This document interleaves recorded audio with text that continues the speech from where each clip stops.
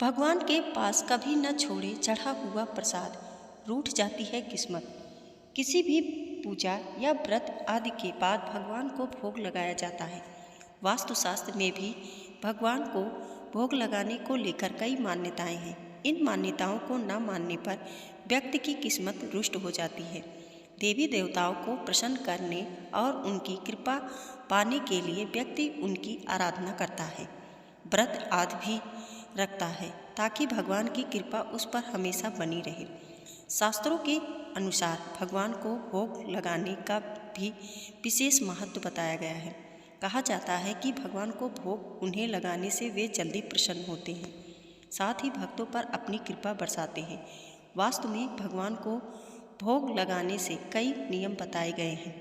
अगर इन नियमों को नज़रअंदाज किया जाए या फिर इन पर ध्यान न दिया जाए तो आपकी किस्मत को रूठने में जरा भी देर नहीं लगेगी। कई बार लोग भगवान को भोग लगाने के बाद प्रसाद को वहीं रखा हुआ छोड़ देते हैं। ऐसा करने से आपके जीवन में परेशानियां खड़ी हो सकती है।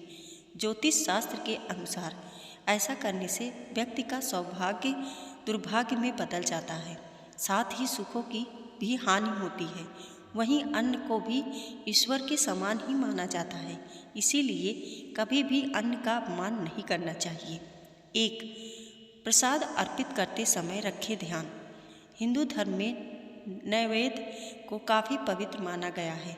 किसी भी पूजा में देवी देवताओं को नैवेद्य अर्पित किया जाता है, लेकिन कई बार लोगों को ये नहीं पता होता कि उस नैवेद्य में अर्पित करने के बाद उसे क्या करना चाहिए।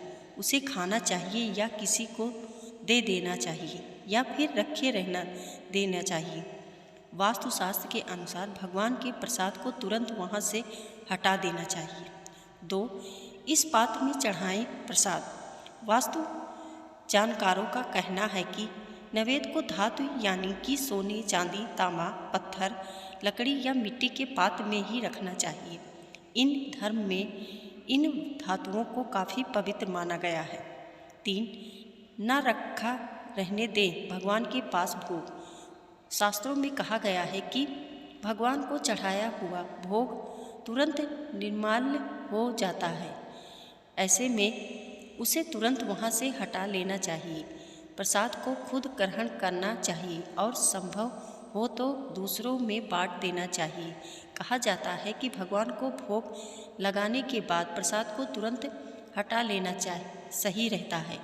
प्रसाद को तुरंत न हटाने पर विश्वक्सेन, चंडेश्वर, चंडासु और चंडाली नामक नकारात्मक शक्तियाँ वहाँ आ जाती हैं। 4. दूसरों में बांटे प्रसाद। ज्योतिष के अनुसार पात्र में रखने के कुछ देर बाद ही भगवान को अर्पित किया गया भोग प्रसाद का रूप ले लेता है। ऐसे में उस प्रसाद को खुद ग्रहण करने के साथ साथ दूसरों में बांट देना चाहिए। ऐसा करने से प्रभु प्रसन्न होते हैं। वीडियो पसंद आई हो तो लाइक और सब्सक्राइब करें। हमारे वीडियो को देखने के लिए आपका बहुत बहुत धन्यवाद।